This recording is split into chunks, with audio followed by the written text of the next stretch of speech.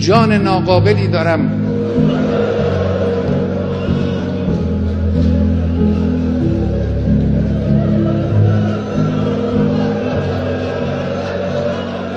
جسم ناقصی دارم.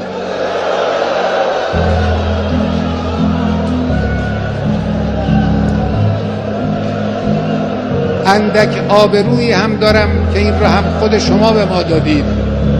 همه اینها رو من کف دست گرفتم، در راه این انقلاب و در راه اسلام فدا خواهم کرد. اینها هم نثار شما باشه. سید ما، مولای ما، دعا کن برای ما. صاحب ما تویی، صاحب این کشور تویی، صاحب این انقلاب تویی. پشتیبان ما شما هستید. ما این راه رو ادامه خواهیم داد، با قدرت هم ادامه خواهیم داد. در این راه ما رو با دعای خود، با حمایت خود، با توجه خود پشتیبانی بفرما. بسم الله الرحمن الرحیم. اذا جاء نصر الله والفتح ورأيت الناس يدخلون في دين الله افواجا فسبح بحمد ربك. السلام علیکم اینڈ ویلکم ٹو رفتار. ایک اور مسلم ملک کا لیڈر امریکہ کے اٹیک میں شہید کیا جا چکا ہے. یہ فہرست لمبی ہوتی چلی جا رہی ہے. قصہ شروع ہوا تھا صدام سے، پھر قذافی گئے، پھر آگے اور لوگ گئے. رجیم چینج، ہر کسی میں کوئی نہ کوئی پرابلم ہے. کہیں ڈکٹیٹرشپ ہے، کہیں مظالم ہیں، کہیں انسانی حقوق کی پامالی ہے، لیکن اینڈ رزلٹ ایک ہے. اس پورے ریجن میں جتنی اینٹی امریکن وائسز ہیں وہ ایک ایک کر کے خاموش کی جا رہی ہیں. آیت اللہ خامنائی بھی اس سلسلے کی ایک لاسٹ اور لیٹسٹ کیجولٹی ہیں. آج ہم رفتار پر کوشش کریں گے کہ اس انتہائی کمپلیکس سچویشن کو جو اس وقت پوری دنیا میں جاری ہے آسان کر کے سمپلسٹی کے ساتھ آپ کو سمجھا سکیں. یہ کوئی انٹرویو نہیں ہے، یہ کوئی سوال جواب کا سیشن نہیں ہے. اس میں میرے ساتھ رفتار کے ہی ایک لیٹسٹ ہمارے ایڈیشن ہے ہماری ٹیم میں، Zubair Anjum. He has joined us as an editor. Zubair اور میں ہم دونوں ساتھ بیٹھیں گے اور جاننے کی کوشش کریں گے اس وقت دنیا میں کیا ہو رہا ہے اور اس وقت پاکستان کا اس پوری سچویشن میں کیا رول ہونا چاہیے، اور پاکستان سے زیادہ ایک ہم ایز این انڈیویجول بھی ہمارا کیا رول ہونا چاہیے. سو زبیر، ویلکم ٹو رفتار. بہت شکریہ. السلام علیکم. ہماری دوستی تو بڑی پرانی ہے لیکن we are back again after 3-4 years. What a day to start. بڑا دن ہے اور اس امت کے لیے ایک بہت بڑا دن ہے. اور ایران کے اندر، بلکہ میں آسان الفاظ میں اگر میں یہ کہوں کہ اس وقت پوری دنیا کے اندر کوئی ایک ایسا لیڈر تھا جس سے لوگ اس حد تک محبت اور محبت سے بڑھ کر عقیدت رکھتے ہوں، اور اس نے جس طرح کی زندگی اور جس طرح کی گزارنے کے بعد ایک لیجنڈری موت پائی ہے، تو اس کا ایک ایران کے اندر تو ایک بہت بڑا ایک افسوس بھی ہے. دکھ کی بڑی صورتحال ہے وہاں پر. ابھی بھی ہزاروں لوگ تہران کے اندر اور مختلف شہروں کے اندر سڑکوں پر ہیں اور جو غم اور غصے کا اظہار بھی کر رہے ہیں، اور اصل میں اس ایک لیجنڈری زندگی اور لیجنڈری موت کو جو شہید آیت اللہ علی خامنائی کو ملی ہے اس کو خراج تحسین بھی پیش کر رہے ہیں. اچھا، ویسے یہ ہمیں سمجھنا چاہیے کہ یہ وہ لمحہ ہے جس کے لیے ایرانی قوم اور ان کے سپریم لیڈر وہ سب سے زیادہ تیار تھے. تو وہ اب جو ایک پورا معاملہ تھا کہ ایک دم سے کوئی خلا پیدا ہو جائے گا اور کوئی پریشانی کی صورتحال پیدا ہوگی، تو وہ جو سکسیشن کا مرحلہ ہے جس پر ہم ابھی آگے چل کے بات کریں گے، وہ پورا سسٹم اس وقت ان پلیس ہے اور اب وہ اس ٹرانزیشن کے دور کے اندر آ بھی گئے ہیں. بالکل ٹھیک ہے، لیکن اس سے پہلے تھوڑا سا ایک ریپ اپ کر لیتے ہیں. بالکل آپ نے ٹھیک کہا سکسیشن کو، اور how this is not Saddam یا this is not Bashar al Assad یا this is not Gaddafi, this is not dictatorship you are dealing with right now. یہ کوئی ایک آمریت نہیں ہے کہ ایک بندے کو ہٹایا اور گیم اپنے ہاتھ میں آ گئی. یہ ایسا نہیں ہوگا یہاں پہ. اس کی کیا وجوہات ہیں وہ بھی ہم آگے چل کے بات کریں گے، لیکن سب سے پہلے تھوڑا سا ریپ اپ کر لیتے ہیں ہو کیا رہا ہے. سب سے لیٹسٹ، آئی نو اس پوڈ کاسٹ جب تک جائے گی ہو سکتا ہے یہ نمبرز چینج ہو جائے، لیکن لیٹسٹ نمبر یہ ہے کہ first US army casualties are being reported now. 3 US soldiers مارے جا چکے ہیں ایران کے رسپانس میں. یہ ایک بڑی خبر ہے بائی دا وے, کیونکہ امریکہ کے پاس ایپیٹائٹ نہیں ہے اپنے سولجرس کو لوز کرنے کی, اور یہ جتنے سولجرس کا کاؤنٹ بڑھے گا, ٹرمپ کا پاپولیرٹی جو آلریڈی باٹم پہ ہے, سیاسی قیمت چکانا پڑی, سیاسی قیمت چکا. لیکن دوسری طرف پاکستان میں زبیر, کراچی میں کیا ہوا یار آج؟ کراچی میں تو گولی چل گئی یو ایس قونصلیٹ کے اوپر, اور ابھی تک پولیس اس بات کا تعین نہیں کر سکی ہے کہ گولی کس نے چلائی. 9 تعداد ہے ابھی اتنی, بعض جگہ 16 بھی آئی ہے, 36 انجرڈ ہیں, اور بہت ہی ایک عجیب سی صورتحال ہے. اچھا, یہ میرے لیے بہت حیران کن ہے, کیونکہ ابھی ایک چھوٹا سا پروٹیسٹ ہوا تھا ایک مہینہ پہلے, جب ایوان مزاری اور ہادی یہ ان لوگوں کی گرفتاری کے خلاف کراچی میں HRCP اور پریس کلب کی کچھ تنظیموں نے کال کیا تھا. تو ایسا چوک کیا گیا تھا پریس کلب کو کہ چڑیا کا بچہ بھی پر نہیں مار سکتا تھا وہاں. صحافی بھی کھانا کھانے پریس کلب نہیں پہنچ سکے تھے. نمازیں قضا ہو گئی لوگوں کی, عصر کی نماز قضا ہو گئی, پہنچ ہی نہیں سکے گئی. لیکن یہ اس طرح سے لوگوں کا US قونصلیٹ کے اندر چلا جانا, یہ میری بالکل سمجھ سے باہر ہے. یہ کیا ہوا ہے یہاں پہ؟ حالانکہ یہ کل ہفتے کو حملہ ہو گیا تھا, اور یہ ویری مچ ایکسپیکٹڈ تھا کہ پروٹیسٹ ہوگا, تو جو پروٹیسٹ کرنے والے ان کو پتہ ہے انہیں کہاں جانا ہے, ان کی ڈائریکشن کیا ہوگی. اسرائیل کی قونصل خانہ تو یہاں پہ ہے نہیں, امریکہ کا ہی ہے. تو وہ اچھا, کل رات کو جب میں دفتر آ رہا تھا نا, کوئی 10 بجے کے قریب, ہم لوگ کب آئے حد, کل 10 بجے آئے, 9-10 بجے. تو اس وقت لڑکے کچھ بینرز اور وہ اٹھائے ہوئے, جھنڈے اٹھائے ہوئے ریلی نکل رہی. اس وقت بھی ریلی نکلی ہے رات کے 9-10 بجے, وہ ملیر کی سائڈ سے آ رہی تھی, اور سینکڑوں تھے, کم سے کم ہزاروں تو نہیں تھے لیکن سینکڑوں ضرور تھے, بائکس پہ اور گاڑیوں پہ, اور شارع فیصل پہ وہ جا رہے تھے آگے کی طرف. یقیناً اس وقت بھی وہ اسی طرف گئے ہوں گے, ہم تو اپنے دفتر کی طرف آ گئے. تو یہ موومنٹ تو کل رات سے ہو رہی تھی. تو ایک اتنے بڑے, مطلب دیکھیں, اور ایک اور چیز میں لوگ کنفیوز کر دیتے ہیں کہ وہ جو جگہ ہوتی ہے وہ امریکہ کی ریاست نہیں ہوتی ہے. لوگ اکثر کہہ لیتے ہیں کہ وہ قونصلیٹ اس آپ کے ملک کا حصہ نہیں, ایسا نہیں ہوتا. لیکن اس کے اوپر آپ کے ملک کے رولز اپلائی نہیں کرتے. لیکن وہ جگہ پاکستان کی ہے, کراچی کی جگہ, اس کو سیکیور بنانا ہمارا ہی کام ہے. اور ہاں بالکل, اور دوسرا یہ بھی ہے کہ کسی بھی قسم کے ایمبیسی اور قونصلیٹ کو کسی بھی صورت میں نشانہ نہیں بنایا جاتا. گلوبلی پروٹیسٹ, اینٹی وار پروٹیسٹ ہو رہے ہیں اس وقت. یورپ میں ایتھنز میں ہوا ہے, پاکستان میں ہر طرف ہو رہے ہیں, ایران میں ہو رہا ہے, اور لبنان میں ہو رہا ہے, لبنان میں ہو رہا ہے بھی ہے. ہاں, تو یہ تو پروٹیسٹ وغیرہ ہو رہے ہیں, لیکن کیجولٹیز ایران کے علاوہ. اچھا, ایران کے حملوں میں کیا کیجولٹیز ہیں اس وقت؟ ایران نے جو رسپانس دیا ہے, سب سے زیادہ ویسے اٹیکس دبئی پہ نہیں ہو رہے, UAE میں. ہاں UAE دبئی میں ہوئے خاص طور پہ.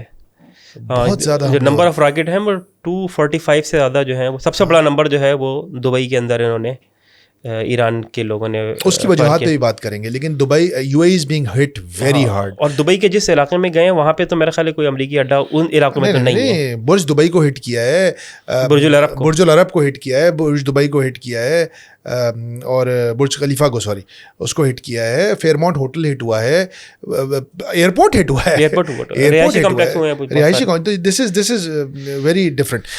سب سے امپورٹنٹ سوال, گلوبل یہ سچویشن چینج ہوتی رہے گی, اس پہ بہت زیادہ بات کرنا اس وقت فضول بھی ہے, کیجولٹیز بھی اوپر نیچے ہوں گی. امریکہ کا مقصد زبیر انجم صدیقی اس حملے سے کیا ہے؟ یا دیکھیں, یہ کہنا تو بالکل بھی مناسب نہیں ہوگا کہ ان کا آبجیکٹیو جو ہے وہ صرف خامنہئی کو ہٹانا تھا فی الوقت, کیونکہ خامنہئی کو ہٹانے سے تو کوئی مسئلہ حل نہیں ہوگا. کیونکہ خامنہئی کو ایلیمینیٹ کرنے سے جو ایران کے اندر رجیم کے اوپر تو کوئی فرق نہیں پڑے گا. ان کا جو بہت کمپلیکس گورننس سسٹم ہے وہ شروع سے ہی, جب سے انقلاب آیا ہے, کوئی رد انقلاب کی ایک تیاری کے اندر مسلسل رہتا ہے, اور وہ پورا ایک سسٹم ایک ان پلیس ہے کہ اس صورت میں وہ تو ہر وقت تیار رہتے تھے اس کے لیے کہ کبھی بھی وہ لمحہ آ جائے گا کہ جب خامنہئی کو ختم کر دیا جائے گا, اس کے بعد ہم نے کیا کرنا ہے. تو وہ تو اپنے کیا طریقہ, تھوڑا سمجھائیں ہم لوگوں کو. دیکھیں, اس کے سکسیر ہے کہ ایران کا جو کانسٹیٹیوشنل نظام ہے نا, وہ بڑا ایک کمپلیکس ہے. جو ایک ہے وہاں پر 88 رکنی مجلس خبرگان, ٹھیک ہے, جس کا الیکشن ہر 8 سال کے بعد ہوتا ہے, اور اس کے اندر سارے علماء, آیت اللہ اور فقہا جو ہیں اس لیول کے لوگ اس کے اندر ہوتے ہیں. اور اس جو مجلس خبرگان ہے اس کے اور بھی بہت سارے فنکشن ہیں, لیکن جو سب سے بڑا جو فنکشن یہ ہے جس کے لیے وہ قائم کی گئی ہے وہ یہ ہے کہ جب سپریم لیڈر انتقال کر جائیں یا استعفیٰ دے دیں, 2 ہی صورتیں ہیں اس کے اندر, آئین کے اندر موجود ہیں.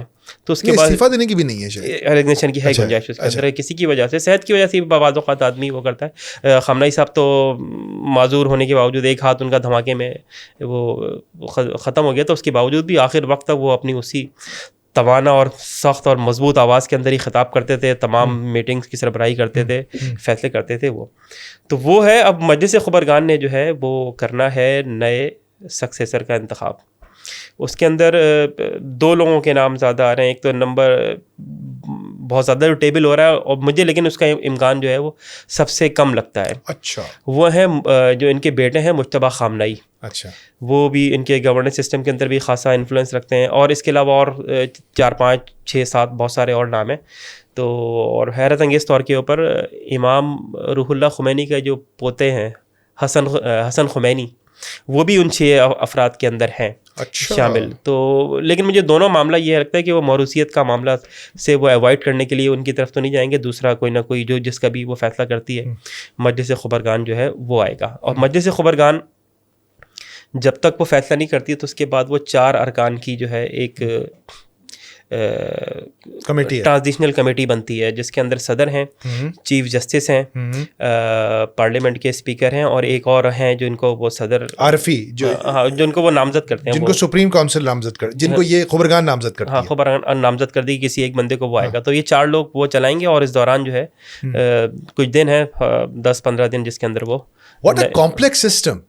اچھا, اور تھوڑا سا جو لوگ نہیں جانتے ان کو سمجھائیں کہ پارلیمنٹ, صدر, پارلیمنٹ انتخابات الگ ہوتے ہیں, صدر کے ڈائریکٹ انتخابات ہوتے ہیں, اور یہ مجلس خبرگان اور روحانی پیشوا الگ ہیں. ہو رنز ایران؟ ایران رنز آسان الفاظ کے اندر نا, ہر اسٹیٹ میٹر کے اندر جو لاسٹ ورڈ ہے وہ تو سپریم لیڈر کا ہے, ٹھیک ہے. لیکن یہ ایک تہ در تہ بہت ساری جو ہے نا وہ لیئرز ہیں اس کے اندر.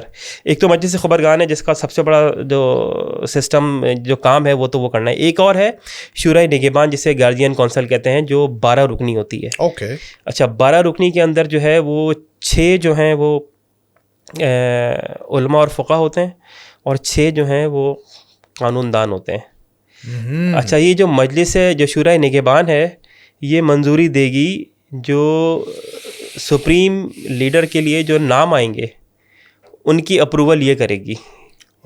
یہی جو ہے وہ جو صدارتی امیدوار ہیں جن کی امیدوار کاغذات نامزدگی کی منظوری کے لیں, یا جو اپروول مل جاتی ہے, جس میں اس دفعہ احمد نژاد کو نہیں ملی تھی, تو وہ بھی فیصلہ یہ کرتی ہے. انٹرسٹنگ بات کر رہے ہیں آپ زبیر. مطلب اس سے تو یہ کلیئر ہے کہ یہ قذافی یا صدام والا معاملہ نہیں ہے, یا بشار الاسد والا معاملہ نہیں ہے کہ ان کو فارغ کیا اور اپنا بندہ لے آئے. دیکھیں, یہ پورا اسٹرکچر ہے ان کے پاس. یہ تو ڈکٹیٹرشپ نہیں ہے, یہ ڈکٹیٹرشپ نہیں ہے. نہ اس کے اندر کوئی بادشاہت ہے کہ کوئی ان کا جانشین آ جائے گا, ان کا بیٹا وغیرہ آ جائے گا, کوئی آ جائے گا. یہ پورا ایک سسٹم ہے, اور اس طرح کے سانحے کے لیے یہ گزشتہ 30-40 سال سے 50 سال سے تیار ہیں کہ جب بھی سپریم لیڈر ایلیمنیٹ ہوگا اس کے بعد ہم نے کیا کرنا ہے, اس کے بعد کیا کرنا ہے. اگر اس کو بھی ختم کر دیا جائے تو اس کے بعد کیا کرنا ہے, اگر اس کو بھی ختم کر دیا جائے تو اس کے بعد کیا کرنا ہے. تو سسٹم بہت مضبوط ہے, اور اس کے اوپر جو عوام کا جو اعتماد ہے وہ بہت زیادہ مضبوط ہے اس وقت. اور جس طرح کی لیجنڈری موت, اور جس طرح کی ایک, اب اس میں جو ہے نا ایک مرجع کا جو ایک سسٹم ہے اس کو بھی ہمیں سمجھنا پڑے گا. جو سپریم لیڈر جو ہے وہ عالم تشیع کے اندر جو ہے نا ایک مرجع ایک وہ ہوتا ہے جس کی طرف لوگ دنیا اور دین کے دونوں کے معاملات کے اندر رہنمائی کے لیے رجوع کرتے ہیں. تو اس وقت عالم تشیع کے اندر 2 بڑے مرجع تھے, ایک تو یہ آیت اللہ خامنہئی, اور ایک عراق کے اندر ہیں آیت اللہ سیستانی صاحب. ہمارے پاکستان کے اندر بھی جو ہے وہ 50% ہے, آدھے لوگ جو ہیں ان کے مرجع وہ ہیں اور وہ ہیں. اچھا, ایران میں یہ ہوا کہ ایران میں جب انقلاب آیا تو اس انقلاب کو ایک مسلسل ایک رد انقلاب اور انقلاب کے خاتمے کی مسلسل امریکہ, اسرائیل, یورپ, تمام دنیا کی طاقتوں کا جیسے انقلاب کے خاتمے کے اندر لگی ہوئی. تو وہ ایک ان کی ایک ضرورت بھی ایسی تھی کہ وہ ایک اتنا ایک مضبوط ایک سسٹم ایسا بنائیں. ایک تو یہ کہ مسلسل وہ رد انقلاب کے خلاف برسر پیکار رہے ہیں, جس کے لیے ان کو ایک پوری فوج کے اوپر ایک فوج بنا دی, پاسداران انقلاب, جو انقلاب کا تحفظ میں ہی جب سے آیا وہ اس کے اندر وہ لگے ہوئے. تو انہوں نے یہ کیا کہ یہ جو مرجع کا جو ایک ان کا ایک فقہی وہ تھا منصب ان کو انہوں نے ایک سیاسی اور آئینی حیثیت دے دی, اور ایک سپریم لیڈر ہے جس نے ایک سربراہ ریاست کو اور یہ جو ایک فقہی اور ایک جو دینی ایک مرتبہ تھا ان کو ایک یکجا کر دیا. اب یہ جو پاور ہے نا ایک مرجع کا اور ایک سربراہ حکومت کا, یہ یکجا ہو گیا اور ملٹی پلائی ہو گیا. اب وہ جو ہے وہ دینی و دنیاوی معاملات کے اندر بھی پوری امت کی رہنمائی بھی کریں گے اور ریاستی معاملات کے اندر بھی لاسٹ ورڈ ہوں گے. تو یہ جو ہے ایک بہت ہی یکجائی ہے, یہ طاقت کا ایک ارتکاز ہے, لیکن اس کے اندر چیک اینڈ بیلنس بھی ہے اور اس کے اندر ایک پورا ایک زبیر تو یہ تو بہت ہی انٹرسٹنگ چیز ہے, کیونکہ یہ تو وہ جو سنی اسلام میں جو خلیفہ کا کانسیپٹ ہے یہ تو وہی کانسیپٹ ہے نا. پھر خلیفہ کے بھی تو ایک خلیفہ جو ہوتا ہے اسلام کا جو کانسیپٹ ہے وہ کیا تھا کہ وہ ایک روحانی حیثیت بھی ہے, اس کی ایک جج کی حیثیت بھی ہے, وہ ایک ایڈمنسٹریٹر بھی ہے, وہ ایک آل کورنگ پرسنالٹی ہے نا. بالکل ایسا ہی ہے نا. تو یہ تو اور سنی اسلام تو لاسٹ ہو گیا ہے پچھلے کئی سو سالوں سے, جب سے اس میں ملوکیت آئی اور پھر اس کے اندر ایک بادشاہت مونارکیز میں ہم تو پھنس گئے نا. پھر ہم میں سے کچھ ممالک ڈیموکریسی کی طرف جانے کی طرف چل گئے, تو ہمارے پاس تو کوئی جوابی کوئی اسٹائل آف گورننس ہی نہیں بچا اپنا. لیکن انہوں نے اسلام کے اصولوں سے ہی ایک اسٹیٹ کا سسٹم جو ہے انہوں نے ڈیولپ کیا ہے. اچھا, یہ اسلام کی اور ہمارے قرآن مجید کی خوبصورتی ہے کہ وہ ایک سے زیادہ اقسام کے آپ سسٹم جو شرعی اس کے مطابق ہوں آپ ڈیولپ کر سکتے ہیں. فلیکسیبلٹی ہے, ہاں فلیکسیبلٹی ہے اس کے اندر نا.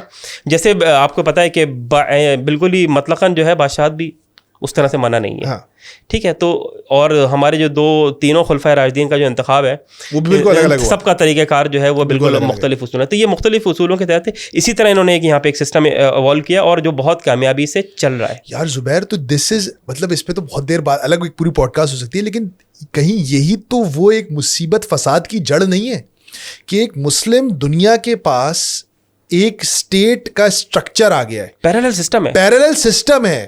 یہ تو مطلب ایسے ہی ہے نا کہ جیسے ایک بٹ کوائن آ گیا, مطلب ایک بینک چل رہے تھے اور ایک کرپٹو کرنسی کھڑی ہو گئی جو اس کو ریپلیس کرنے لگی. تو ایک ماڈل, ایک سکسیزفلی فنکشننگ ماڈل آ گیا جو اسلام کی اسٹائل آف گورننس کے حساب سے آپریٹ کرتا تھا.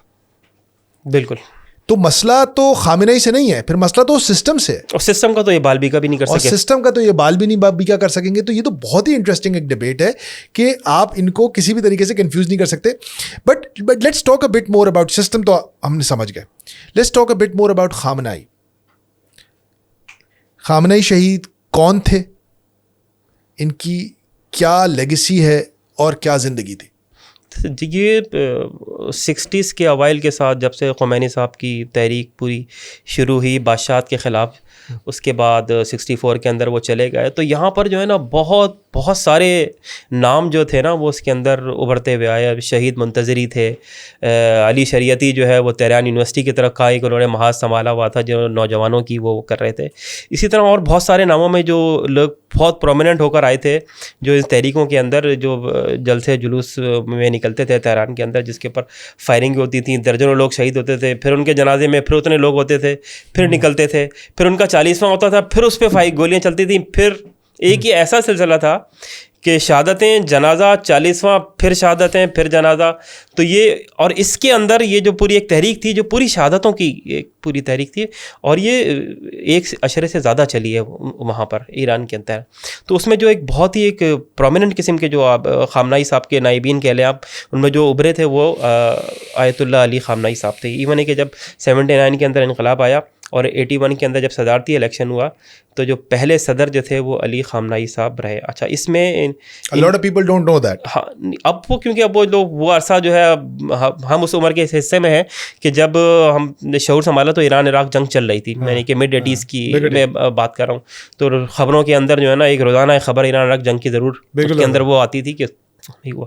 تو ایران عراق جنگ کے اندر جو ہے بطور صدر انہوں نے پوری اس جنگ کو لیڈ کیا. اس کے بعد وہ 89 کے تک وہ So he was a man of political and administrative experience as well. ہاں, اور خامنہئی کے اعتماد کے خامنہئی کے اعتماد کا آدمی, امام خمینی کے اعتماد کے آدمی, اور ایک پولیٹیکل اور ایک administrative experience. Was not just spiritual and religious. ہاں, دونوں چیزیں تھیں. اس میں ایک اور چیز بھی جو ہے نا, ایک ہم بات کر چکے ہیں کہ جب سے یہ انقلاب آیا اس وقت سے ہی ایک رد انقلاب کی جو ایک طاقتیں جو مصروف عمل نہیں نا, چند سال کے بعد ہی وہاں پہ ایک دھماکہ ہوا اور جس کے اندر ان کا جو دایاں بازو تھا وہ ضائع ہو گیا تھا. ابھی بھی جو ہے وہ آپ نے دیکھا ہوگا ان کا دایاں بازو نہیں ہے, وہ تقریر کرتے ہوئے جو پیپر پکڑتے ہیں وہ الٹے ہاتھ کے اندر پکڑ کر کے اسی سے وہ بات کرتے ہیں. اسی لیے وہ اس ویڈیو میں کہہ رہے ہیں کہ میرا جسم ناقص ہے. ہاں, میرا جسم ناقص ہے, اگر چلا بھی جائے تو اس کا کیا ہے, آپ لوگوں کی محبت نے اور عقیدت نے جو ہے مجھے اتنی عزت دی ہوئی ہے. تو وہ 89 میں جب وہ امام خمینی کا انتقال ہوا, اس کے بعد دوبارہ وہ بیٹھی مجلس خبرگان نے یہ کام اس سے پہلے صرف ایک دفعہ کیا ہے. ہاں, اس یہ اب تو بہت سارے لوگ وہ ہوں گے بھی نہیں مجلس خبرگان کے. ہاں, وہ مجلس خبرگان تو وہ پوری وہ چلی گئی تھی. وہ جو 89 والی تھی اس میں زیادہ تر وہ لوگ تھے جو امام خمینی کے ساتھ انقلاب کے عمل میں تحریک کے اندر شامل رہے. اب وہ لوگ نہیں ہیں. لیکن زبیر اس میں بہت انٹرسٹنگ چیز کیا ہے, انٹرسٹنگ چیز یہ ہے کہ یہ ایک بہت ہی کلاسک مکس ہے ڈیموکریسی اور اتھارٹیرینزم کا, کہ جب ایک بندے کو الیکٹ وہ ڈیموکریٹکلی ہو رہا ہے کہ 88 لوگ ایک بندہ ڈیسائیڈ کریں گے, چند بندے ڈیسائیڈ کریں گے. اس میں اسلام کا جو اصول ہے نا وہ بڑا زبردست ہے. یہ تو حضرت عمر والا فارمولا ہوگا. ہاں, دیکھیں اسلام میں کیا ہے, علامہ اقبال نے بھی جو کہا ہے نا کہ وہاں پہ ووٹر کے لیے ایک معیار مقرر کرتا ہے, ٹھیک ہے, تو معیار ہے یہاں پہ. ہاں, تو وہ لوگ کون کر رہے ہیں, 88 لوگ جو ہر 8 سال بعد منتخب ہوتے ہیں مجلس خبرگان کے, جو سارے فقہا ہیں. وہی میں کہہ رہا ہوں نا, ٹھیک ہے, ایلیٹ جو علماء کے بھی ایلیٹ ہیں وہ 88 جو ہے وہ منتخب کر رہے ہیں, وہ منتخب کر رہے ہیں.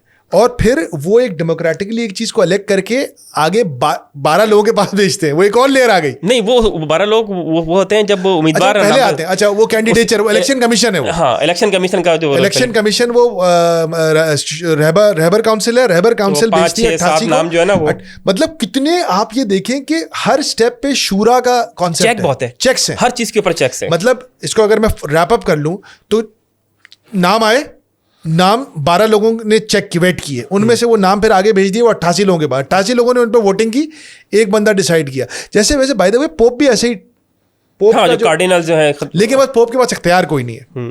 لیکن یہ جب ان تمام چیک سے گزر کے ایک بندہ نکل کے آتا ہے تو پھر اس کے پاس کمپلیٹ اتھارٹی ہے. Is that true? ہاں, اس کے اوپر اتھارٹی بھی ہے, اس پر اعتماد بھی ہے, اس کے اوپر پورا, یعنی کہ وہ مرجع کی حیثیت بھی ہے اس کی. ہاں, سمجھ گیا میں. اور ریاستی, مطلب اس کو آپ خلیفہ کہیں, ولایت فقیہ کا کانسیپٹ یہی ہے. ہمارا خلیفہ تو جو ہے نا وہ تھوڑا کمزور تھا. کمزور ہوتا تھا اس کے مقابلے میں نا, یہ ذرا اس سے زیادہ. ہاں, یہ ذرا نہیں, تو ولایت فقیہ کا یہی وہ کانسیپٹ تھا جو خمینی نے, ہاں, خمینی نے جو ولایت فقیہ کا جو ایک آئینی سسٹم بنایا اس میں مرجع کو اور اس الیکٹڈ جو اس کو ریاستی سربراہ کے عہدے کو انہوں نے کمبائن کر دیا.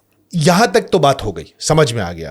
ابھی ایسا لگ رہا ہوگا لوگوں کو شاید جو دیکھ رہے ہیں بڑے فین بوائز ہیں اس سیٹ اپ کے اور اس کے, اور وہ ہیں, لیکن ایک الزامات ہیں, ایک دوسری سائڈ بھی ہے. وہ کہتے ہیں کہ یہ بہت ہی ان پاپولر, ریپریسو, ہیومن رائٹ کی وائلیشنز والے رجیم تھا. اس نے بہت لوگوں پہ ظلم کیا ہے, ان کی آواز دبائی ہے. ابھی بھی ہزاروں لوگ قتل ہوئے ایران میں ہونے والے پر. آخر وہ لوگ بھی تو تھے نا, کچھ لوگ نکلے تھے جن کو مارا گیا ایران میں, اور 2-3 ہزار لوگ سڑکوں پہ مارے گئے ایران کی.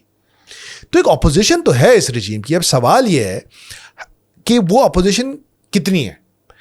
ہاؤ پاپولر اور ان پاپولر از دس کرنٹ رجیم ان ایران؟ اچھا, اس میں جو سب سے جو اہم فیکٹر ہے نا وہ ہے جسے آپ کہہ لیں تہران کی جو ایلیٹ ہے, جن کے بہت بڑے بڑے بزنس ہیں, جن کی انڈسٹریز ہے, جن کی سب سے بڑی خواہش ہے کہ ہم یورپ کو اور امریکہ کو ایکسپورٹ کریں اور مال بنائیں, اور جن کے پاس سینکشنڈ آئل کا کالا پیسہ ہے. ہاں, کالا پیسہ ہے, اور کالا جو کیش اور سینکشنڈ آئل کا کالا پیسہ ہے, جنہوں نے امیگریشنز لی ہوئی ہیں ایسے عجیب و غریب ممالک کی, اور وہاں سے آپریٹ کرتے ہیں, وہاں سے آپریٹ کرتے ہیں. پھر وہ ڈوئل نیشنل بھی ہیں, ہر طرح کی ساری چیزیں پورا ہوا ہے. اچھا, یہ لوگ جو ہے نا, کیونکہ وہاں کے بہت سارے بزنس کنٹرول کرتے ہیں, وہاں کی کنسٹرکشن انڈسٹری جو ہے نا بہت بڑی ہے, ٹھیک ہے. اور اگر آپ تہران جائیں نا تو آپ کو کراچی تو ہیچ لگے گا اس کے مقابلے. جو خیر کہیں سے بھی ہیچ لگتا ہے, کوئٹہ سے بھی ہیچ لگتا ہے. ہاں, وہ تو ایک انفراسٹرکچر تو وہ ہے نا جو گورنمنٹ کا بنایا ہوا ہے. ایک وہاں کے جو وہاں پہ جو بلڈنگز بنی ہوئی ہیں, تو کراچی میں اتنی بلند عمارتیں نہیں ہیں وہاں پر, اتنی ایسی گاڑیاں نظر نہیں آتی ہے ہمارے پاس سائز کی, چمکتی چمکماتی, اور لوگوں کے پاس جو پیسہ ہے جو ان کی ایلیٹ کے پاس ہے. تو اچھا, ایلیٹ جو ہے وہ ایک انفلوئنس بھی رکھتے ہیں, ان کے اسکول بھی ہیں, ان کے اور دوسرے جو مختلف حلقے ہو سکتے ہیں, NGOs ٹائپ کی جو چیزیں ہیں, تو وہ اور ہمارے جو اب جو نوجوان ہیں, پوری دنیا کے جو نوجوان ہیں, وہ پہلے لوگوں کے مقابلے میں انٹرنیٹ اور سوشل میڈیا کی وجہ سے پوری دنیا کا بہت زیادہ ایکسپوجر رکھتے ہیں. ٹھیک ہے, اب وہ ہر چیز کو اس پیمانے سے دیکھتے ہیں کہ یار یہ دنیا کے لوگوں کو یہ حاصل ہے, ہمیں یہ حاصل نہیں ہے, ہم پر یہ پابندیاں وہ ہیں. تو ایک تھوڑی بہت بے چینی تو ہے, مگر وہ ان پابندیوں کے خلاف ہے. اور ایک تیسرا فیکٹر اور بھی ہے, وہ یہ ہے کہ ایک مجاہدین خلق جو تھی وہ بھی, ان کی باقیات بھی کچھ نہ کچھ ہیں جو لندن میں جن کو بٹھایا ہوا ہے, جن کو پیسے ملتے ہیں, جن کے ظاہر شاہ بھی ہیں شاید, جو پہلوی جو رضا شاہ پہلوی صاحب, یار وہ کتنا بڑا ہے, بہت عرصے سے شیروانی سلوائی یار, توبہ یار. نہیں, وہ شیروانی ویسے اس کے نصیب میں ہے نہیں, اس کو بھی لگایا ہوا ہے کام سے. اس پہ ہی بات کریں گے کہ نتنیاہو صاحب کیا خوبصورت گیمیں کھیلتے ہیں. تو مسٹر این. اچھا دوسرا یہ ہے کہ الگورتھم سے بچنے کے لیے اور ایک جو ہے وہ بلوچستان کا جو ایرانی سیستان ہے, وہ لوگ جو ہے وہ ان کے یہاں تو ایک بے چینی ہے وہاں پہ, تو وہاں پہ آپریشن بھی جو شیعہ آبادیوں کے مقابلے میں ادھر کچھ زیادہ ہے. بالکل ٹھیک ہے, کیونکہ وہ اب ایک علیحدگی کی تحریک فائنینشلی بھی ریپریسڈ ہیں, وہ بھی ہیں. تو یہ تین چیزیں, لیکن اوور آل جو عربی اسپیکنگ ایران ہے اور یہ پورا جو تہران اور اس کے بعد ہمارے سیستان کے آنے تک کا جو ہے, ایون ہے کہ جو آذربائیجان, جو ایرانی آذربائیجان ہے وہاں, اس تمام کے اندر جو میجورٹی آف دا ایرانی پیپل ہے نا, وہ تو اپنے رہبر سے بہت زیادہ محبت کرتے ہیں, بہت زیادہ, اور بہت, یعنی کہ ان کے ایک اشارے کے اوپر ہزاروں لاکھوں لوگ جان دینے کے لیے تیار ہیں. آپ نے کراچی میں آج کیا دیکھا؟ ہم یہ دیکھا ہے نا, یہ گولیاں چل رہی تھیں اور وہ آواز آ رہی تھی, ہلو مت, دیکھیں چلانے دو گولی. تو یہ لیکن اس کو ایک ہم امپیریکلی بھی دیکھ سکتے ہیں. میں نے دراصل جب یہ بات ہم نے پوڈ کاسٹ کی تیاری کر رہے تھے تو میں نے نکالا الیکشن ٹرن آؤٹ بڑی امپورٹنٹ چیز ہے نا, کتنا ٹرن آؤٹ ہے. تو جو ابھی 2024 کا 2 الیکشنز ہوتے ہیں, ایک ان کے پارلیمنٹری ہوتے ہیں اور ایک صدارتی ہوتے ہیں. تو پارلیمنٹری الیکشن جو ابھی مسعود پزیشکیان کا ہوا ہے لیٹسٹ صدارتی الیکشن, اس میں 50% ٹرن آؤٹ ہے, 50%. اچھا, اس سے پہلے جو ابراہیم رئیسی منتخب ہوئے تھے وہ بھی تقریباً 50% تھا. اس سے پہلے حسن روحانی جو لگاتار 2 دفعہ الیکٹ ہوئے ہیں وہ 72 اور 73% ٹرن آؤٹ تھا. سو ٹرن آؤٹ تو ہیلدی ہے, ڈیسنٹ ہے. مطلب پاکستان میں میرے خیال سے ایسا ہی ہوتا ہے یا اس سے بھی کچھ کمی ہو رہا ہے. ابھی 2024 میں جا کے کچھ گیا تھا اوپر. ہاں. اچھا, اور جو پارلیمنٹری ہے اس کا بھی یہی حال ہے کہ مطلب 12 میں 64, 16 میں 61, 20 میں 42 اور 24 میں 41. سسٹم پہ تو اعتماد ہے نا. ہاں, مطلب جب 40-50% لوگوں کا ٹرن, کشمیر والے الیکشنز نہیں ہو رہے ہیں, مطلب کشمیر میں تو 5-10% ٹرن آؤٹ ہوتا ہے, لوگ آتے ہی نہیں, کہتے ہیں بھائی دس سسٹم ڈزنٹ سرو اس. تو یہ تو ایک بڑی انڈرسٹینڈیبل سی بات ہے. لیکن ایک چیز بیونڈ ایران بھی ہے نا اس پورے, جس کو آپ رجیم کہہ لیں, رجیم تو ایک نیگیٹو ورڈ ہے, اس سیٹ اپ کی, کہ یہ ایک خالص ایرانین جیوگرافیکل اینٹی نہیں ہے. بالکل, یہ تو ہے, وہ مرجع ہے پوری دنیا کے. ہاں, اور نہیں وہ تو بالکل ہے, وہ تو روحانی طور پہ مرجع ہے نا. لیکن ایران کے جو ٹینٹیکلز تھے, ایکسس آف ریزسٹنس, وہ بھی پوری دنیا میں ہی پھیلے ہوئے تھے نا. مطلب ایران کے ایکسپینشنسٹ رجیمز تو تھے نا.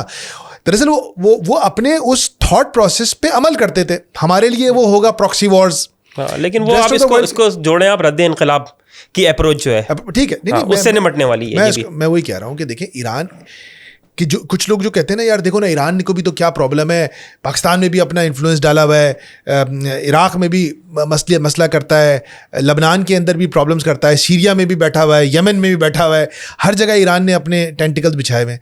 تو آئی تھنک اس چیز کا جو اس ملٹری پریزنس کا, اس کیا کہیں اس کو, اس پولیٹیکل پریزنس کا جو ریزن ہے وہ یہی ہے جو آپ نے بتایا کہ it is not a geographical anti.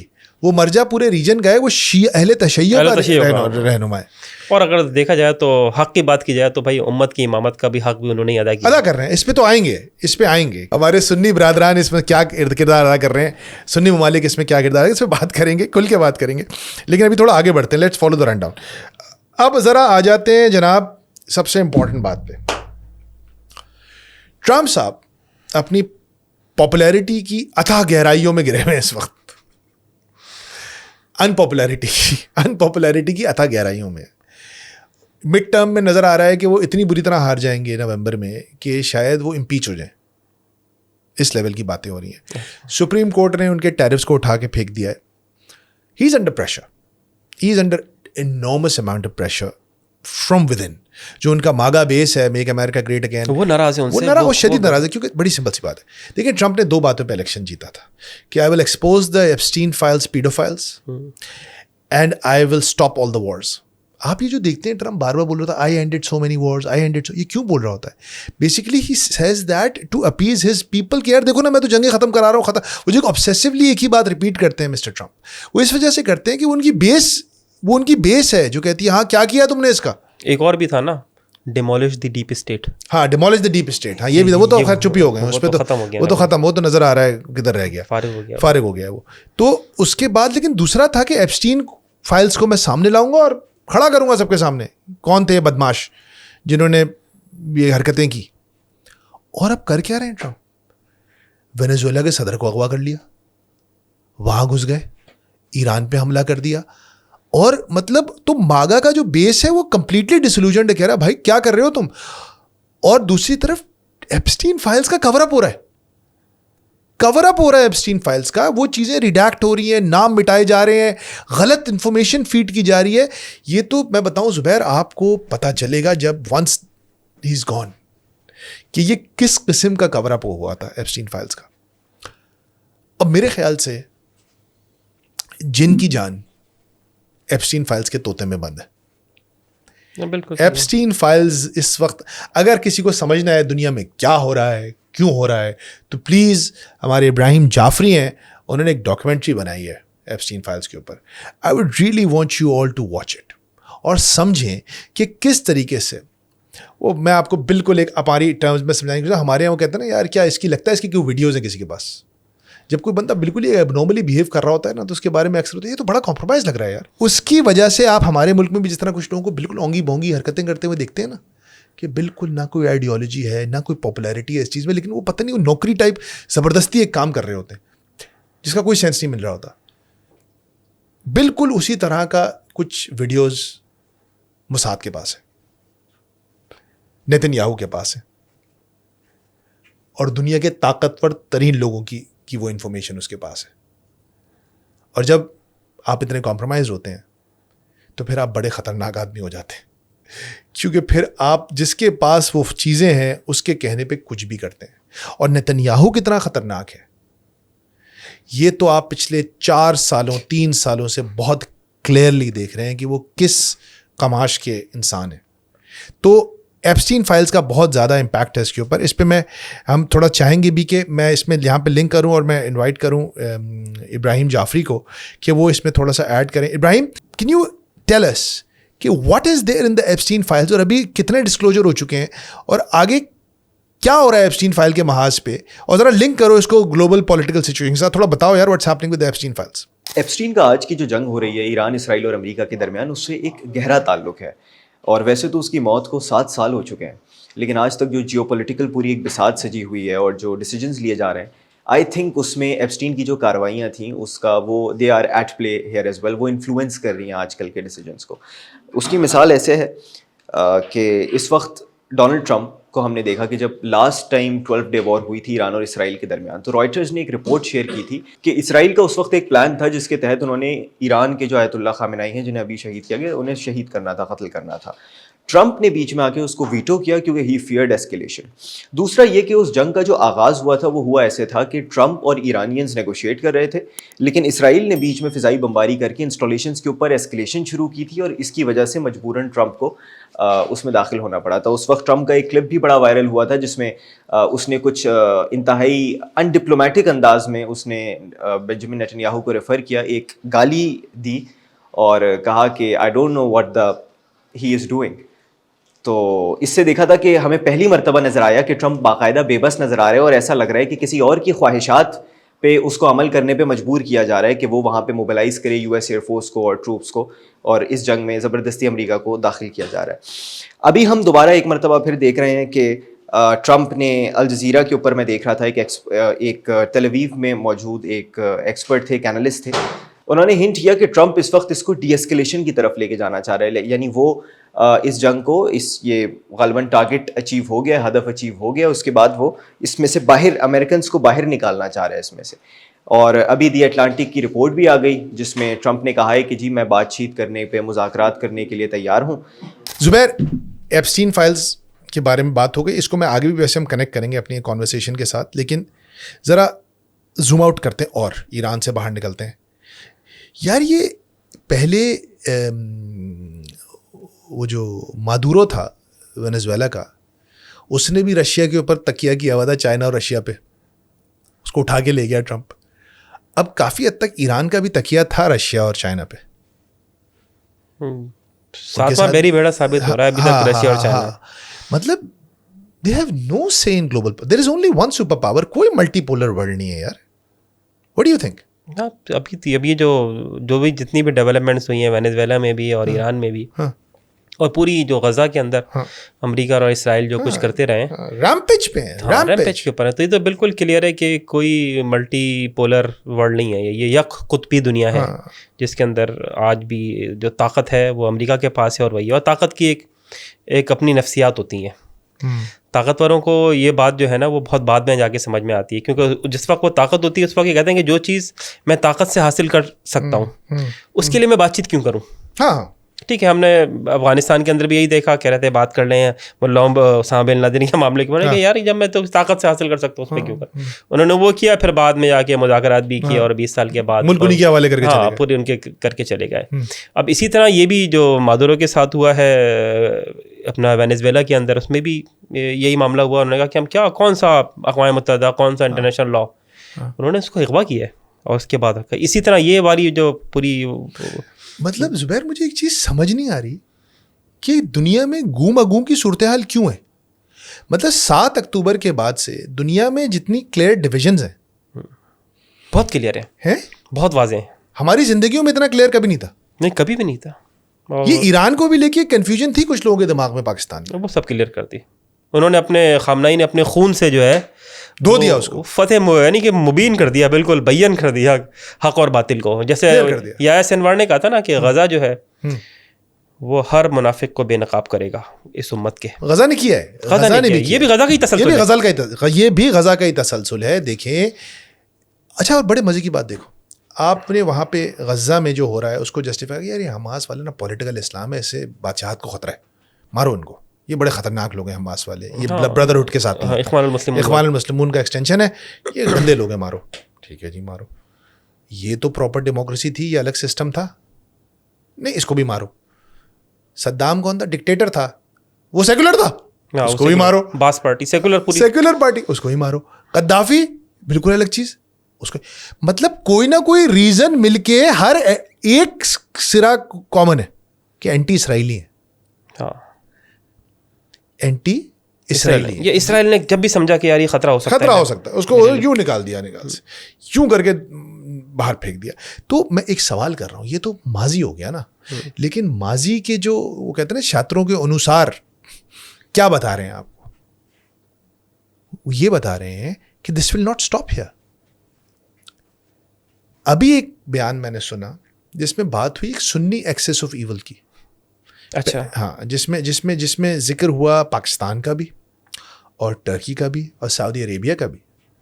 مطلب ہم یہ کیوں سمجھ رہے ہیں, مطلب اگر میں پاکستان میں تو اس وقت کوئی اس طرح کا لیڈر ہی نہیں ہے, ہم لیڈر لیس ہیں اس وقت, لیکن اگر اردوغان صاحب ہیں جو ایک پاپولر ڈیموکریٹکلی الیکٹڈ لیڈر ہیں, MBS ہیں, ڈیموکریٹکلی الیکٹڈ نہیں ہے لیکن پاورفل ہے اور پاپولر بھی ہیں سعودی عربیہ میں, MBS ہو گئے, اردوغان ہو گئے, وہ کیوں نہیں یہ سوچ رہے کہ اسرائیل کیوں رکے گا خامنئی کے بعد. جب جون میں یہ پچھلے سال جھگڑا ہوا تو سعودی عربیہ کا اسٹینس بہت مختلف تھا بھائی. سعودی عربیہ نے بہت پرو ایران اسٹانس لیا اس وقت, بڑا اوپنلی لیا, ٹھیک ہے نا. اجزا نہیں پتا کیا ہے, دیکھیں گارڈین میں دیکھو یار مسئلہ یہ کہ میں اس پہ بھی آؤں گا, وہ we will talk about the 8th front, I talk about the 8th front. لیکن لاسٹ ایئر جو چیز واضح ہے وہ بڑی کلیئر ہے کہ MBS did not support invasion of Afghanistan of Iran openly. اس نے اس کو اسٹاپ کرنے کی کوشش کی اور اس نے اس کو نہیں وہ کیا, کیونکہ کچھ لوگوں کا خیال ہے کہ شاید وہ یہ سمجھ رہا ہے کہ پھر میرے پاس آپشن ختم ہو گئے نا. مقصد پھر آپ کے پاس صرف ایک آپشن ہے, کمپلائی ود اسرائیل, بس اس کے علاوہ کچھ نہیں رہ جائے گا. ٹیبل پہ کوئی اور آپشنز نہیں ہے آپ کے پاس. ابھی کوئی آپ کے پاس چلیں آپ کے لیے بارگیننگ چپ کے طور پہ ہی صحیح, لیکن ایران تھا تو تھا نا. دیکھو یہ ہے ایران سے ڈرا کے آپ بہت سارے کام اپنی حمایت حاصل کر لیتے. اب آپ وہ بھی ختم ہو گیا. اب why can't you be next, Why can't Turkey be next? Turkey تو خیر اس سے مختلف ہے نا, سعودی عرب سے یا یو اے ای سے یا قطر سے. لیکن میں کہہ رہا ہوں اردوغان اپنے آپ کو ایک ریفارمسٹ مسلم رہنما کے طور پہ پیش کرتے ہیں نا. ایک ملٹری پاور تو ہے نا ٹرکی. ہاں ٹرکی ہے نا, الائنڈ ہے مسلم کازز کے ساتھ لارجلی, بائی اینڈ لارج مسلم جو بھی بلاک کہہ لیں جو بھی کہہ لیں اس کے ساتھ الائنڈ ہے. تو یہ کیوں رکے گا؟ Why would Netanyahu stop at Khamenei? نہیں, وہ تو نہیں رکیں گے بالکل بھی. ٹھیک ہے, اور ان کا جو کچھ ان کی پارلیمنٹ کے جملے کے اندر لکھا ہوا ہے, اور جو وہ بار بار اکثر اسرائیلی اور صہیونی ان کے سربراہان بھی کہتے رہے کہ ہماری جو سرحدیں ہیں وہ تو فرات سے, نیل سے لے کے اور فرات تک ہیں. ٹھیک ہے, اب اس کے ڈاکٹر اسرار احمد کا بھی ایک پورا کلپ جو ہے وہ اکثر وہ چلتا رہتا ہے کہ یہ ایریا تک آئے گا, سعودی عرب کا کچھ حصہ وہ لے گا, پورا عراق آدھا لے لے گا, ترکی کا, شام کا, لبنان بھی پورا وہ. تو اب تو ان کے راستے میں اب کوئی رکاوٹ. اچھا, ہم اس میں نہیں ہیں, لیکن ہمارے ساتھ ایک اور پرابلم ہے. اگر ہم سمجھ رہے ہیں کہ ہم وہ فرات سے لے کے نیل کے پیچ میں, اس میں تو ایران بھی نہیں ہے ویسے, اس میں تو ایران بھی نہیں ہے. حقابی نے تو ابھی انٹرویو بولتے نا کہ اسرائیل چاہے تو جہاں چاہے قبضہ کر لے, کیا مسئلہ ہے اس میں.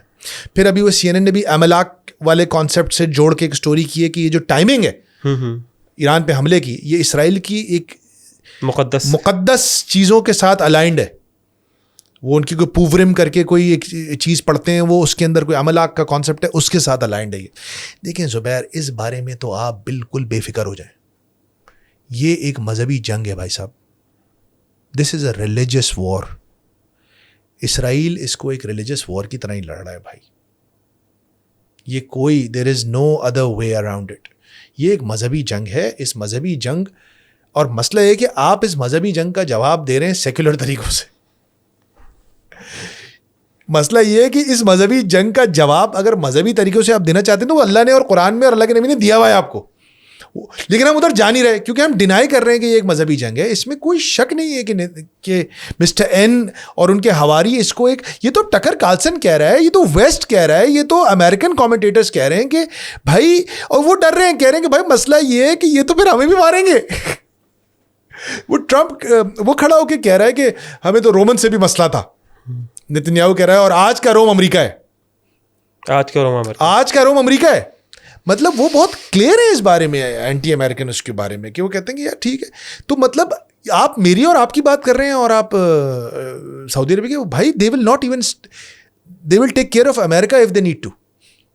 ان کو اگر ان کی بھی خیریت اگر کوئی زیادہ کمپلائی نہیں کیا تو وہ اس کو بھی فکس کریں گے, جس طرح کی گرپ ہے وہاں کے سسٹم پہ. لیکن coming back to the region, Iran کے اندر ایک پرو اسرائیلی گورنمنٹ کا آنا پاکستان کے لیے ایک ایگزسٹینشیل تھریٹ ہے.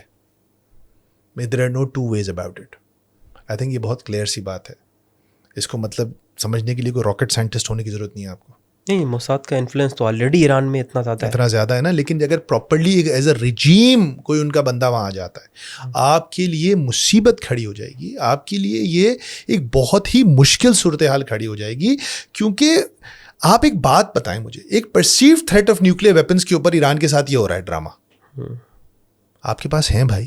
ہمارے لیے ایک بہت ہی خطرناک سچویشن ہے یہ Zubair. This is a very dangerous situation Pakistan.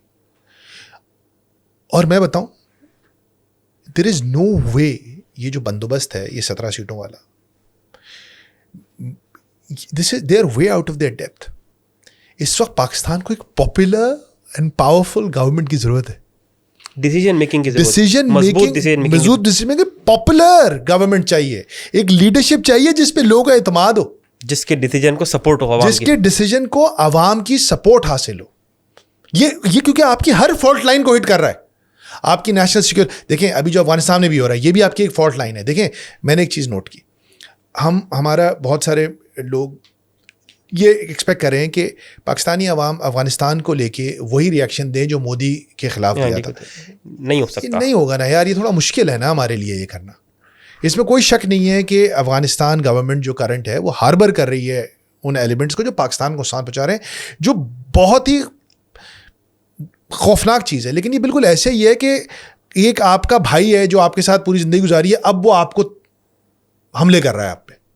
وہ جتنا بھی آپ کا دشمن ہو جائے لیکن آپ کے ساتھ وہ سینٹیمنٹ اس کے فوراً نہیں بنتے, آپ کو ٹائم لگتا ہے. India on the other hand 70 سالوں سے آپ کا اس کے ساتھ چل رہا ہے. اور دوسرا, پاکستان کو ہمیشہ آپ نے بولا پاکستان کا مطلب کیا, لا الہ الا اللہ. اب پرابلم یہ ہے کہ اس بنیاد کے اوپر ہم افغانستان یا خدا نخواستہ ایران یا کسی بھی مسلم ملک کے ساتھ اگر ہمارا کوئی مسئلہ ہوتا ہے تو ہم اس جذبے کے ساتھ نہیں کر سکتے, نہیں کر پاتے ہم, کیونکہ ہماری پروگرامنگ ایسی نہیں ہوئی ہوئی ہے. اگر آپ انڈیا کے خلاف آپ محاذ آرائی کریں گے تو ہماری قوم متحد ہوگی, لیکن یہی کام اگر آپ افغانستان کے خلاف کریں گے تو ملک تقسیم ہوگا. وہی میں کہہ رہا ہوں نا, میں اسی پہ آ رہا تھا. تو ایک فالٹ لائن وہ ہے کہ یہ افغانستان والی فالٹ لائن ہے آپ کے ملک میں, وہ آپ کے ملک کے رگو پے میں گھوم رہے ہیں افغان ایلیمنٹس, ٹھیک ہے. اور دوسری ایک اور فالٹ لائن ہے یہ Iran, because of the Shia influence. اب آپ فالٹ لائنس پہ فالٹ لائنس آپ کی ہٹ ہو رہی ہیں. How can you not have a government that represents the people? مطلب ہاؤ کین, مطلب ابھی آپ دیکھیں لوگ شیئر کر رہے ہیں, مطلب مجھے تو اتنا, شہباز شریف صاحب جو تعریفیں کر رہے تھے, ابھی آپ دیکھیں کہ کیا ضرورت تھی ہمیں اتنی فلیٹری کرنے کی. مجھے ہر کوئی یہ کہہ رہا ہے کہ نہیں کرتے تو کیا کرتے, ہر کوئی یہ بول رہا ہے نہیں کرتے تو مطلب اگر آپ اتنے انپاپولر نہیں ہوتے اور آپ کو ٹرمپ کا ریسکیو نہیں چاہیے ہوتا تو آپ نہیں کرتے نا. وہ آپ کو دیا کیا اس نے ابھی تک؟ ٹرمپ نے آپ کو کیا, کچھ بھی نہیں دیا بھائی. وہ بہت اچھا کالم ہے خرم حسین کا کہ ہسلر, وہ حاصل کر رہا ہے آپ کو, وہ 2 تعریفیں کرتا ہے پھر اپنا کوئی واردات ڈال دیتا ہے. He is just keeping you busy with his flattery. وہ آپ کی تعریف کر دیتا ہے, آپ اس کی تعریف کر دیتے ہیں. لیکن مسئلہ یہ ہے کہ آپ جن چیزوں میں الائنڈ ہو رہے ہیں بیکاز آف اس کی وجہ سے, وہ چیزیں آپ کے ملک میں ڈسکارڈ اور ڈسرپشن پیدا کر رہی ہیں. اور وہ مجھے یقین ہے کوئی بھی جو لوگ ابھی کر بھی رہے ہیں ان کے بھی آئیڈیالوجیز اس کے ساتھ الائنڈ نہیں ہے. لیکن وہ جو کہتے ہیں نا کمپلجن آف پاور ہوتے ہیں کچھ, وہ مرزا اسلم بھائی کی کتاب ہے کمپلجنز آف پاور. اس وقت کمپلجن آف پاور یہ ہے کہ انہوں نے پاکستان میں ہم نے ایک ان پاپولر گورنمنٹ قائم کی ہوئی ہے جس کا گورنمنٹ کو ایک پاپولر سپورٹ نہیں ہے. تو پھر وہ سند جواز بھی نہیں ہے, بہت کمزور ہے. تو پھر وہ کیا کر رہے ہیں کہ ان کو کہیں سے جواز ڈھونڈنا ہے. تو وہ کہتے ہیں بھائی ٹرمپ نے تعریف کر دی شہباز شریف کی, واہ واہ واہ واہ, اب شہباز شریف اب سیٹیں 17 سے 170 ہو گئی. نہیں سمجھے, واشنگٹن ہمارے ساتھ ہے. اچھا, اس طرح کے جوازات نا پہلے ڈکٹیٹرشپس ڈھونڈتی رہتی تھی کیونکہ وہ انپاپولر ہوتے تھے. تو وہ یہ مسئلہ ہے کہ ابھی آپ نے بظاہر تو ایک ڈیموکریسی قائم کی ہوئی ہے نا, اور اس کے اندر یہ کام نہیں کرے گا آپ کے لیے. So it is extremely important کہ پاکستان کے اندر ایک پاپولر گورنمنٹ ہو جو ان فالٹ لائنس پہ قوم کو پکڑ کے رکھے. یار نہیں ہلنا نہیں ہے, اس پہ دیکھو یہ اس وجہ سے ہو رہا ہے. جب گھر کی لیڈرشپ ہی پاپولر نہیں ہوگی, اس پہ لوگوں کا اعتماد ہی نہیں ہوگا, تو آپ اس کو اتنی بڑی جنگوں, اور دیکھیں آپ انڈیا کی طرح متحد نہیں ہوں گے ایران اور افغانستان کے ساتھ کوئی مسئلہ ہوگا تو. اور ہمارے یہاں اس طرح کی کوئی کوشش اور ارادہ بھی نظر نہیں آتا. اب پاکستان کے ساتھ پورا معاملہ یہ ہوا جو بھی پہلگام کے بعد انہوں نے تو اپنی پوری سیاسی قیادت کو, اپوزیشن کو بلایا, بٹھایا اور اس کے بعد ایک اسٹیٹمنٹ جاری کیا. یہ کام ہمارے یہاں نہیں ہوتا. لیکن چلیں اس کے باوجود بھی کیونکہ انڈیا تھا اور انڈیا کے خلاف جب محاذ ہوگی تو قوم متحد ہوگی اور وہ بھی کرے گی. بالکل ہوگی. اب یہ افغانستان کا معاملہ ہے اور یہ ایران کا معاملہ ہے. ہمارے یہاں تو ایک غیر نمائندہ حکومت ہے, اس کے باوجود بھی ایک جو جتنی بھی عوامی نمائندے ان سے بھی بات نہیں کر رہے, کوئی بٹھا کے بات کریں اور کوئی ایک اعلامیہ جاری کریں جس سے پتہ چلے کہ جو قوم کی عوام کی جو نمائندگی رکھنے والے ہیں ان کی کوئی نہ کوئی آواز وہاں پر ابھی کچھ ہے ہی نہیں ہے. کچھ بھی نہیں ہوگا نا. They are out of their depth, they are out of their depth. یہ مسئلہ ہے کہ ان کی استعداد نہیں ہے یہ کرنے کی. یہ it is too big for them.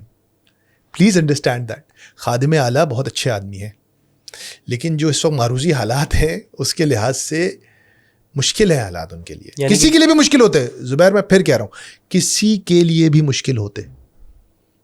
مطلب آپ اس بات کو نوٹ کریں, اس وقت ایک دن پہلے کون تھا نیتنیاہو کے پاس اس حملے سے ایک دن پہلے؟ نریندر سنگھ مودی جھپیاں ڈال رہا تھا نیتنیاہو کے ساتھ. نیتنیاہو کے پاس کوئی بھی رہنما نہیں آتا ہے گلوبل, پتہ ہے نا آپ کو. دنیا کا واحد آدمی ہے, کوئی نہیں ملنے آتا اس سے. کوئی ملنے نہیں آتا. مودی گیا اس حملے سے ایک دن پہلے گیا. پلان سمجھ میں آ رہا ہے آپ کو کہ بھائی صاحب یہاں لاؤ, ادھر سے بھی دباتے ہیں, افغانستان کو بھی کمپرومائز کر لیا ہے, ادھر سے بھی دباتے ہیں ہم. اب یہ الگ بات ہے کہ پاکستان کتنا پریشر لیتا ہے. لیکن اس وقت پاکستان کے جو بھی لوگ حکمران ہیں انہیں طاقت کی ضرورت ہے. وہ طاقت لیجٹمیسی اور پاپولیرٹی سے ملے گی. یہ تو بالکل طے ہے. وہ طاقت مجھے ڈنڈا مار مار کے آپ نہیں لے سکتے. واشنگٹن کے سارے سے تو اب تو بھول جائیں آپ. اب تو واشنگٹن کے ساتھ الائن ہونا بہت بڑا بوجھ ہے, سیاسی بوجھ ہے, سیاسی قیمت چکانی پڑے گی آپ کو اس کی. سیاسی قیمت تو ان کی کوئی ہے ہی نہیں, لیکن وہ چکانی پڑے گی. زبیر, ایک تو جنگ آپ دیکھ رہے ہیں جو طیاروں کی مدد سے, بحری بیڑوں کی مدد سے, ڈرونز کی مدد سے لڑی جا رہی ہے, لیکن اس پوری لڑائی کی ایک اور فرنٹ بھی ہے, اور اس کو 8th فرنٹ کہا جاتا ہے, جس کو ہمارے یہاں 5th جنریشن وارفیئر کا بھی نام دیا گیا تھا, اور وہ ہے انفو وارز. ایک چیز جو بہت کم لوگ جانتے ہیں کہ مسٹر این جو ہیں ان کا دنیا بھر کے جو مین اسٹریم میڈیا تھا اس پہ تو غلبہ تھا ہی, وہ ان کے کنٹرول میں تھا. لیکن پچھلے 7-8 سالوں سے جو سوشل میڈیا کا بوم آیا, وہاں پر انہیں خاطر خواہ ناکامی کا سامنا کرنا پڑا, کیونکہ جو سوشل میڈیا تھا یہ ایک ڈیموکریٹائزڈ میڈیا تھا. اس میں پھر انہوں نے کیا کیا کہ انہوں نے وہ جو پلیٹ فارمز تھے ان کے فاؤنڈرز کو اپنے اس میں لے کر بڑے بڑے پلیٹ فارمز کو اپنے قبضے میں کیا. لیکن پھر ایک پلیٹ فارم آیا جس کا نام تھا ٹک ٹاک. اس کا فاؤنڈر کوئی امریکن نہیں تھا, اس کا فاؤنڈر چائنیز تھے, چائنا کی سافٹ ویئر تھی. اس کے ذریعے غزہ کی جنگ کے بعد جتنا نقصان ان کے بیانیے کو ہوا ہے, اور جو فلسطینی مزاحمت کو جو مقبولیت ملی ہے پوری دنیا میں, اور اس نے ایک اینٹی امپیریلسٹ نیریٹو پوری دنیا میں کھڑا کر دیا ہے, اور وہ بیونڈ بارڈرز ہے, اور وہ بیونڈ ریلیجن ہے. وہ جو نیریٹو ہے وہ اس نے ان کی ناک میں دم کیا ہوا ہے, اس سے وہ بہت پریشان ہے. سو اس چیز کو کاؤنٹر کرنے کے لیے ایک اور جنگ جو بہت ہی کبھی کبھی خفیہ اور کبھی کبھی بہت سامنے آ کے لڑی جا رہی ہے, وہ ہے انفارمیشن کی وارفیئر. آپ کو سوشل میڈیا پہ اکاؤنٹ نظر آئیں گے,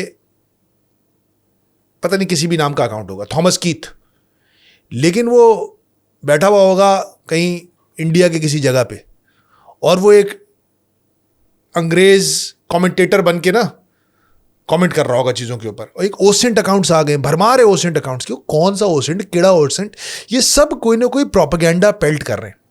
تو اس وقت جہاں سوشل میڈیا کا جو فائدہ تھا نا کہ ڈیموکریٹائزیشن آف کانٹینٹ, وہی اب ایک نقصان میں کنورٹ ہو سکتا ہے کہ آپ کو مس انفارمیشن بھی اسی آسانی کے ساتھ پھیل رہی ہے. تو یہ ایک بہت بڑا مسئلہ ہے. تو ایک تو یہ چیز ہے جس سے وہ بہت پریشان ہے, اور وہ کوشش کریں گے کہ اس چیز کو کاؤنٹر کریں, اور اس پہ جو کنٹرول کرنے میں جو ناکامی ہوئی, اس کا جو نقصان ہوا, اس کو کے لیے اب تو وہ الگورتھم کے ذریعے اور اے آئی کے ذریعے اس کو کنٹرول کرنے کی کوشش کی جا سکتی ہے. اے آئی کے ذریعے, اے آئی ایک بہت بڑا ٹول بن سکتا ہے اس چیز کا. لیکن ایک اور چیز ہے, وہ ہے سائبر وارفیئر. ابھی ہماری اس پوڈ کاسٹ کی ریکارڈنگ کے دوران ہی ہم نے دیکھا ہے کہ مین اسٹریم کے 2 ٹاپ چینلز جو ہیں, جیو اور ایئر وائی, ان کا ڈاؤن لنک ہیک ہو گیا. اب جو لوگ یہ بات سمجھتے ہیں ان کو پتہ ہے ڈاؤن لنک وہ لنک ہوتا ہے, مطلب ایک اپ لنک ہوتا ہے, ایک ڈاؤن لنک ہوتا ہے. سیٹلائٹ چینلز ہیں یہ سارے. تو یہ سارے چینل زیادہ تر پاکستان یا پاک سیٹ کے اوپر ہیں. یہ سپارکو کے انڈر آتی ہے یہ سیٹلائٹ, اور یہ ان کے ذریعے آپریٹ کرتے ہیں. تو جیو کی انتظامیہ کے مطابق یہ لوگ کل سے پاک سیٹ والوں کو بتا رہے تھے, سپارکو والوں کو, کہ یار ہمیں لگ رہا ہے کوئی چھڑخانی ہو رہی ہے ہماری ڈاؤن لنک کے ساتھ. لیکن وہ اللہ جانے کیا کر رہے تھے سپارکو والے, انہوں نے نہیں کیا اس کو ٹھیک. اور اب ہیکرز نے ان کے اس ڈاؤن لنک کو ہیک کیا, اور اس پہ اپنی مرضی کی اس فریکوینسی کو ہیک کیا, اور اس پہ اپنا پیغام نشر کر دیا انہوں نے. اور وہ دنیا بھر میں جہاں جہاں جیو اس لنک سے چل رہا تھا اس پہ کیا, اور پیک پرائم ٹائم میں کیا, 9 بجے کیا گیا ہے.